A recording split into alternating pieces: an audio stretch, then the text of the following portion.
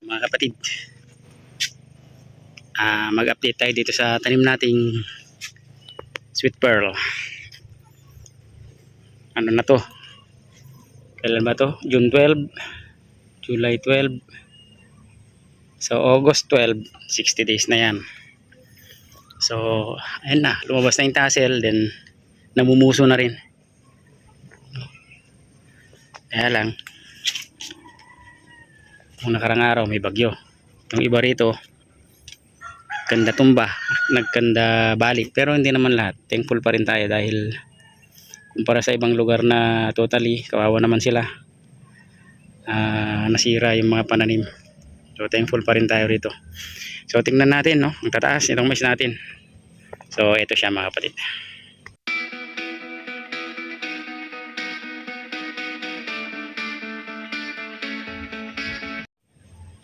Ito yung sweet pearl natin.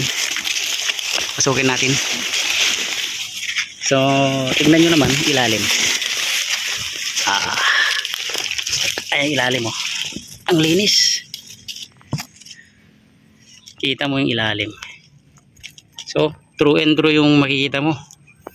Walang kahit na anong damo. Meron man pero hindi yan yung typical na damo talaga na bumabalot sa ilalim ng maisan. Makita nyo rito, oh. Parang pwedeng paglaruan ng holen. Ang linis, no? So ayan, oh. Ito yung sweet pearl natin, ang tataas.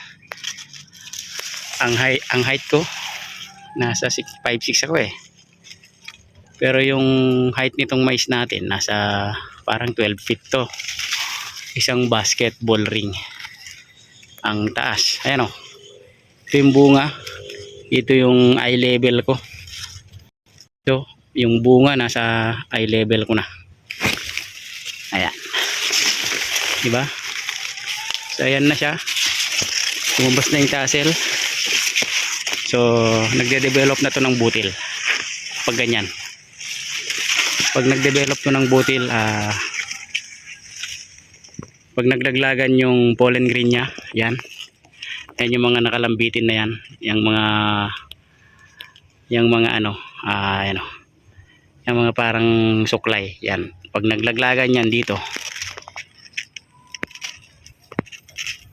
kakapit yan dito.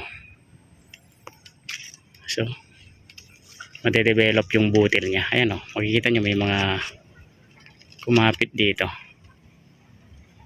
Tingnan na, ayan, liwanag, ayan, oh. Yan mga yan. So madedevelop na yung butil nito.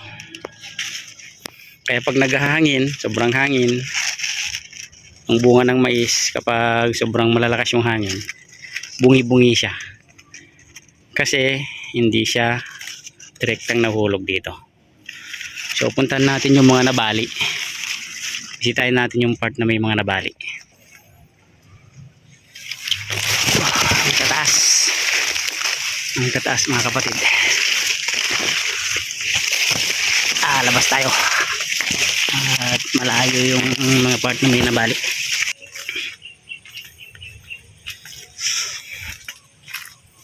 So ito yung part na may nabali.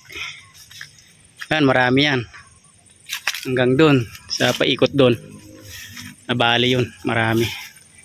Pero thankful pa rin tayo dahil kahit nabali ito dito sa may, hindi siya napuruhan dito sa bandang ibaba ng puso. Ito bunga niya. Kasi kahit na nabali ito dito, actually dito sa may bandang itaas na, basta't hindi lang nabali dito sa bandang ibaba nitong bunga.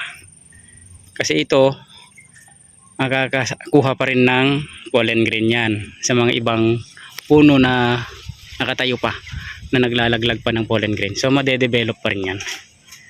So magpo-provide pa rin ng bunga yan. Ayan. Pero yung iba talaga napuruhan bandang ilalim. Tulad nito, nabali yan sa bandang itaas. Ito bubunga pa rin yan. Kasi may katabi siyang, ayan, mga yan, oh. Pag humangin yan, pupunta yan. Pero yung iba yan, oh, sayang.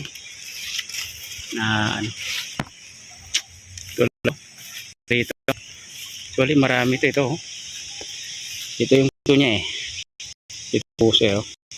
Pero bali at totally bali siya. Parang na end lang na connected naman ito. Bunga pa rin yan. Bubunga pa rin. Pero bungi-bungi na yan. Yan yung iba, totally dapa. Yung iba. Yan sa ilalim. So ito, at kahit pa paano, thankful pa rin tayo dahil hindi napuruhan itong maliit na tinanim nating puting mais. Ito yung sweet pearl. Ito yung nilalaga. No? So yun lang mga lods, ang update. Malapit na to, mga kung hindi ko nagkakamali, kinsenas ng August. Pwede nang i-harvest ito. Sana wag muna daanan ng kung anumang sama ng panahon para malaya tayong makapag-harvest. So thank you so much mga kapatid. Hanggang dito na lang. Bye bye.